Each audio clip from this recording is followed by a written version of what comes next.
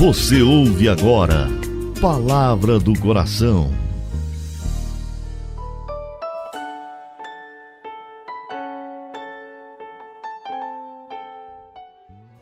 Em nome do Pai, do Filho e do Espírito Santo. Amém. Meu Senhor e meu Deus, eu creio firmemente que estás aqui, que me vês, que me ouves. Adoro-te com profunda reverência. Peço-te perdão dos meus pecados e graça para fazer com fruto esse momento de oração. Minha Mãe Imaculada, São José, meu Pai e Senhor, meu anjo da guarda, intercedei por mim.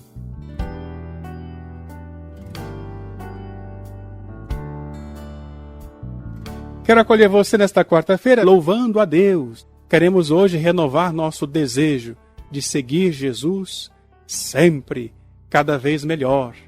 Quero hoje também fazer um apelo. Estamos na última semana do mês de janeiro. Para nós é muito importante encerrar o mês sem dívida. Quero pedir a você uma ajuda pelo amor de Deus. Sim. Se você puder nos oferecer o seu apoio financeiro, o nosso sistema de comunicação continuará evangelizando os 4 cantos do mundo. Você pode também devolver aqui o seu dízimo, sem esquecer sua paróquia, viu? O dízimo é um dever do cristão, um mandamento da igreja, e Deus, por meio da palavra, fez uma promessa de abrir as comportas do céu àqueles que devolvem o dízimo. Malaquias 3:10.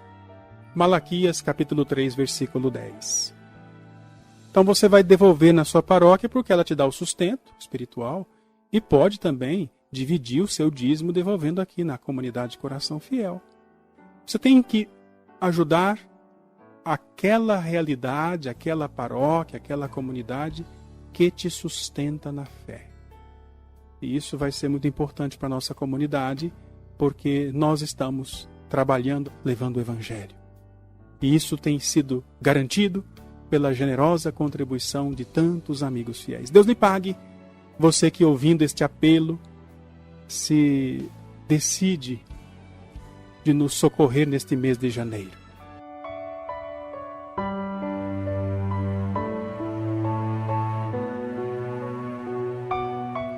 A enfermidade é, digamos assim, o nosso calcanhar de Aquiles.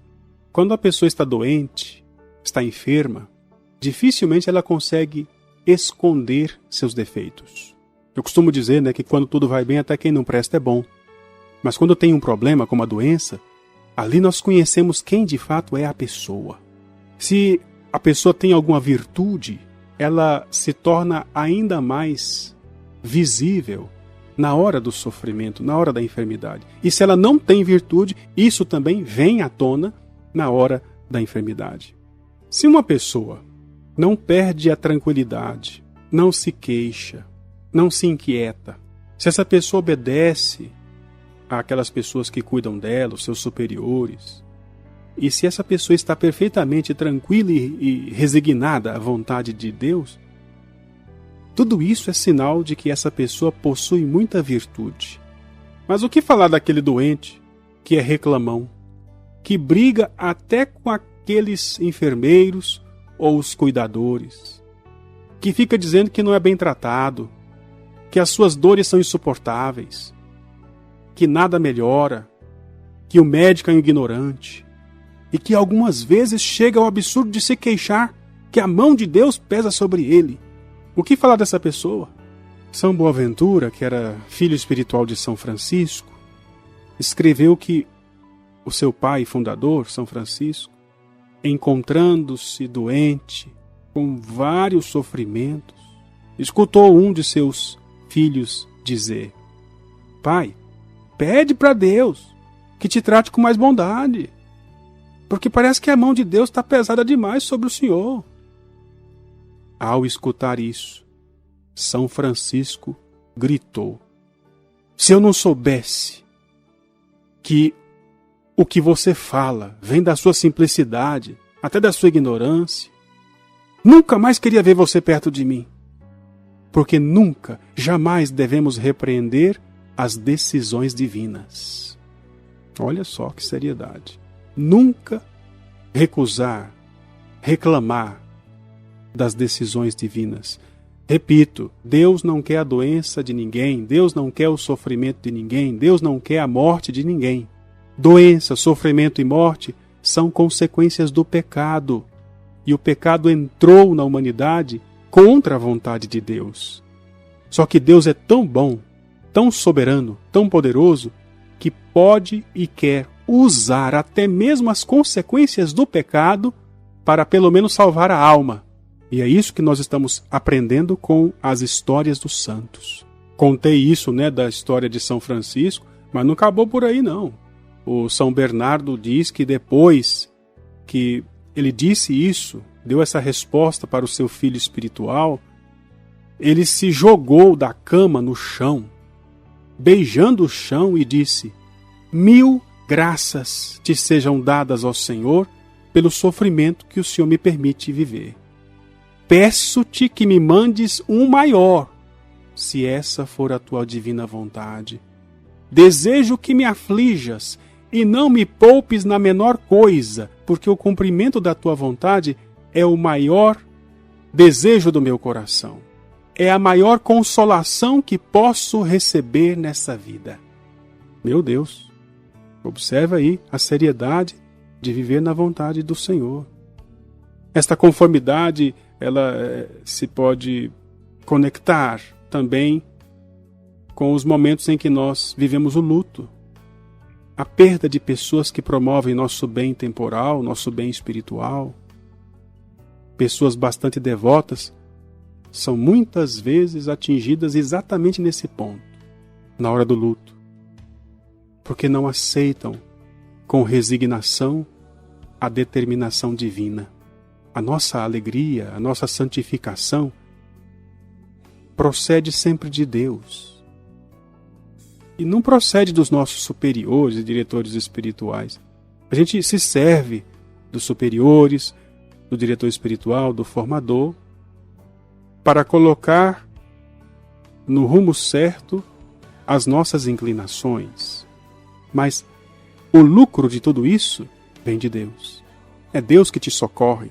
É Deus que te vê, mesmo nestas situações tão delicadas como a situação do luto, a situação da enfermidade. Devemos aceitar das mãos de Deus qualquer cruz que Ele permita que nós carreguemos. Ah, mas esses sofrimentos parecem castigos. Eu respondo, não, são graças.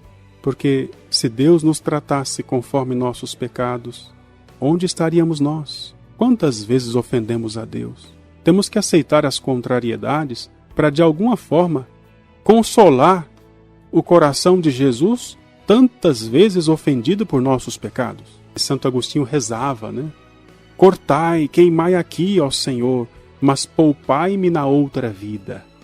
E São Jó, o Jó da Bíblia, fala assim: seja a consolação minha que, afligindo com tristeza, ele não me poupe. Ou seja, aquele que tem merecido o inferno deve se consolar quando Deus permite algum sofrimento nesse mundo, porque isso não se repetirá no mundo futuro.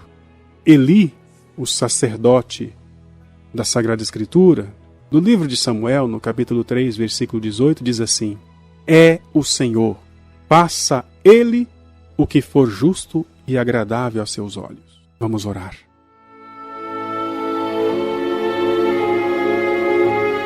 Querido Deus e Pai, obrigado pela vida, pela saúde, obrigado pelo sofrimento, obrigado, Senhor, pelo luto, pela enfermidade, obrigado por aquilo que nós sonhamos e recebemos, e por aquilo que nós sonhamos e não recebemos. Senhor, em tudo seja feita a vossa santa vontade. Permiti, Senhor, que o meu coração te adore, te ame, e cada vez mais conforte o seu coração, obedecendo sua divina vontade. Que assim seja, que assim se realize e que assim se cumpra, em nome do Pai, e do Filho, e do Espírito Santo. Amém.